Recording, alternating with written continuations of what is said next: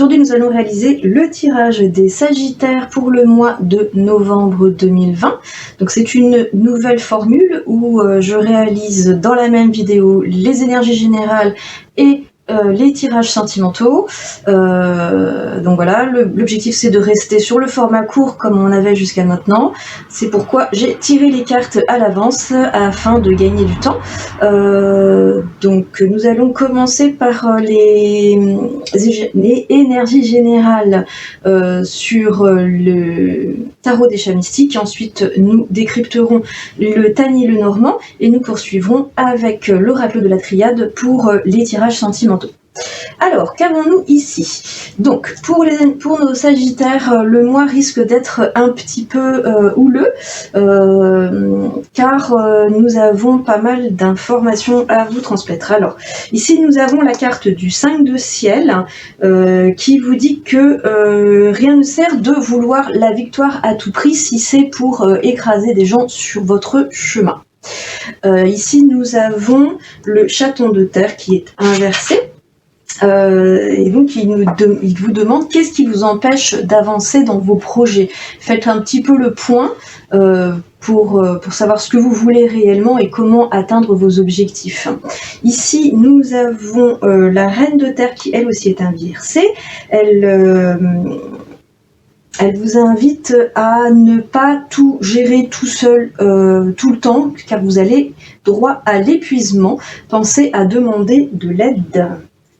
Ensuite, en dernière carte, nous avons le 9 de ciel qui lui aussi est inversé et qui nous indique que vous êtes soumis à pas mal de pression, beaucoup de stress et qui génère pas mal d'anxiété. Et donc là aussi, on vous invite à aller chercher de l'aide auprès de vos amis, votre famille, vos collaborateurs, hein, qui, selon l'environnement, qui nécessite cette aide.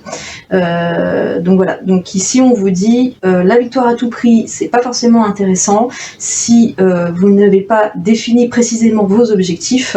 N'essayez pas de tout faire et de garder le contrôle sur tout, car vous allez à l'épuisement et que ce stress va entraîner une fatigue et une anxiété qui va alourdir votre état émotionnel. Allez plutôt demander de l'aide autour de vous. C'est un peu le même genre d'information que nous dit le Tani le Normand ici. La faux est censée indiquer le fait que vous allez récolter les fruits de votre labeur. Mais en l'occurrence, comme ici elle est associée à l'encre, ça nous annonce plutôt que vous avez un besoin de stabilité, ce qui indique qu'actuellement vous n'en avez pas. Et on voyait déjà ici hein, la stabilité émotionnelle, sentimentale, familiale, professionnelle fait défaut. Vous vous sentez vraiment dans une phase de trop grande anxiété pour pouvoir ressentir cette stabilité à laquelle vous aspirez. Ici on a la lune qui, pour sa part, nous dit que le succès approche, c'est-à-dire que ce que vous avez en tête, à partir du moment où vous l'aurez bien défini, hein, puisque d'abord il faut définir vos objectifs, une fois que vous aurez bien défini vos objectifs, vous pourrez les atteindre assez facilement, car vous serez soutenu par une femme de votre entourage. Alors ça peut être une amie, ça peut être une parente, ça peut être une conjointe, ça peut être une collaboratrice, voilà, ça peut être n'importe qui de votre entourage qui soit une femme. Ici on a les nuages. Alors les nuages, là tels qu'ils sont placés, nous indiquent que l'obscurité s'en va et la lumière se rapproche. Ici, le serpent nous indique que vous êtes actuellement dans une routine pesante et que vous souhaitez en sortir. Et c'était d'ailleurs ce que nous disait aussi la chatte de ciel, si je m'abuse, la reine de terre, pardon. Donc la reine de terre nous disait que là vous aviez trop de charge de travail et que vous deviez relâcher un peu. Là le serpent nous dit la même chose, trop de stress, trop d'anxiété, et du coup vous vous sentez pas vraiment bien dans vos baskets. Mais voilà, donc la lune nous annonce des bonnes nouvelles, les nuages s'éloignent, vous avez le soutien de membres de votre famille ou de votre cercle amical. Donc déterminez vos objectifs et vous saurez comment les atteindre grâce à ces personnes qui sont autour de vous et qui vous soutiennent dans votre projet. Voilà ce qu'on pouvait dire donc pour les énergies générales. On va maintenant passer aux tirages sentimentaux. Et on va commencer par les Sagittaires en couple. Alors, Sagittaire en couple, novembre 2020. Qu'est-ce qu'on va avoir pour vous?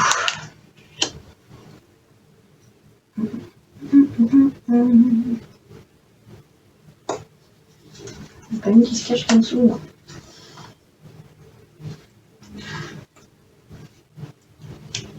Quand t'as foiré ton éventail, c'est pas grave. Allez. Alors, Sagittaire en couple. Hein, je te vois toi en première.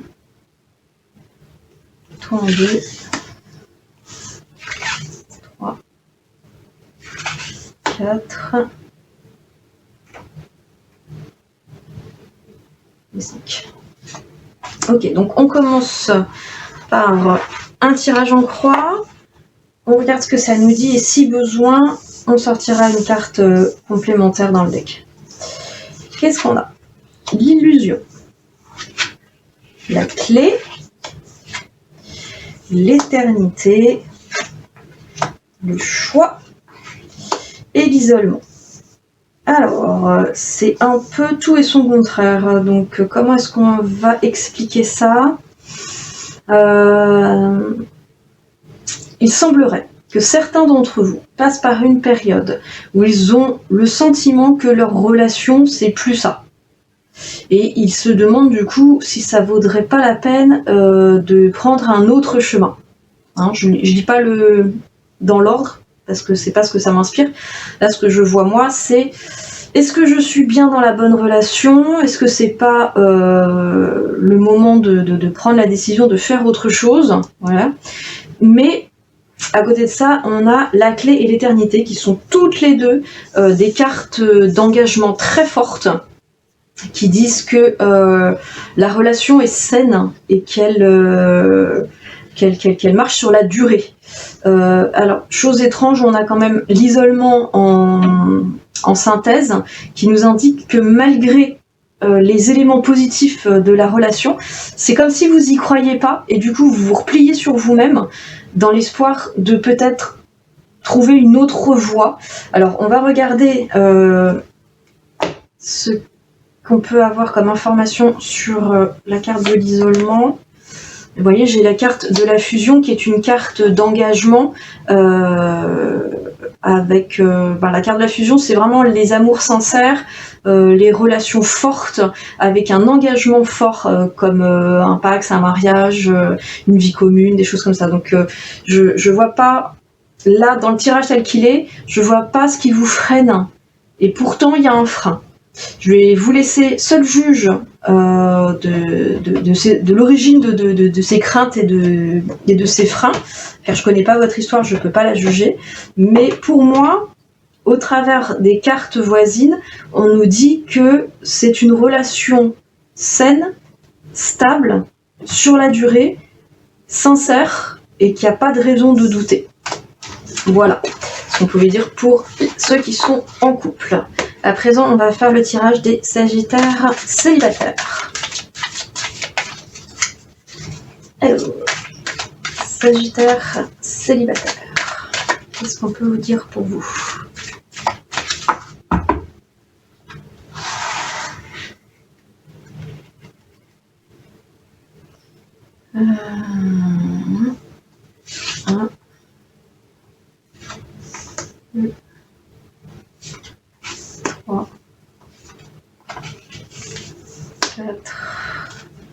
Et 5. Alors, Sagittaire. Pourquoi ils sont toutes à l'envers mes cartes? Alors, on a l'eau, la bénédiction, la foule, la porte et la femme. Alors, qu'est-ce que ça peut bien nous dire? On a deux cartes de féminité. On a l'eau, qui est une carte de féminité, qui parle de tout ce qui est douceur, prendre soin de, accompagner. Et on a en synthèse la carte de la femme. Vous voyez, on a le même symbole du triangle point en bas, qui est vraiment le symbole de la féminité. Je vais essayer de ne pas me perdre en conjecture. Alors, qu'est-ce que ça nous dit? Ça nous dit, pour les célibataires, que actuellement vous êtes dans une phase un peu flottante. Vous savez pas trop vers quoi vous voulez aller. Advienne que pourra, vogue la galère, comme on dit. Hein. Ici, on a la carte de la bénédiction. La carte de la bénédiction, c'est la carte des rencontres. Enfin, c'est une carte, entre autres, qui parle de rencontres. Et d'une rencontre sincère. Mais derrière, on a la porte. Et la porte, c'est tout ce qui est traverser, changer d'environnement, etc. Et derrière, on a la foudre. Alors, cette foudre, est-ce qu'elle nous annonce qu'il y a séparation avec la personne? Est-ce qu'elle nous explique que la personne était engagée ailleurs et qu'elle doit se séparer avant de pouvoir s'engager avec vous? Parce que j'ai quand même la carte de la femme derrière qui nous dit que la personne est peut-être déjà engagée ailleurs et qu'il faut qu'elle se sépare avant de pouvoir s'engager avec vous. En tout cas, cette carte de transition ici pose question. Vers quel type de transition on doit aller? Est-ce que c'est vous qui devez faire cette transition, rompre avec un passé qui vous pèse et qui vous empêche d'avancer? Mais moi, c'est pas ce que je vois. Moi, ce que je vois, c'est que la personne, même si elle est faite pour vous, elle est déjà engagée ailleurs et qu'il faut d'abord qu'elle se sépare. Ou alors elle a un divorce en cours qui n'est pas encore prononcé. Enfin, vous voyez, ce genre de choses-là. Donc peut-être qu'on vous invite à ne pas vous précipiter sur cette personne, de vraiment prendre le temps, de vous assurer de sa disponibilité avant de vous engager. Je vais doubler la carte de la femme qui est en synthèse pour voir s'il s'agit d'une femme de son présent ou une femme de son passé. Vous voyez, c'est une femme qui l'a trahi. Donc en effet, à mon avis, cette personne est une personne du passé qui a encore des répercussions sur son présent. Donc prenez le temps de laisser la relation se construire doucement, de manière à ce que les résurgences de ce passé ne viennent pas entacher votre démarrage. Voilà, ça ce serait mon conseil, amis Sagittaire. Voilà ce qu'on pouvait dire pour vous pour le mois de novembre. Et sur ce, je vous dis à bientôt mes chatons.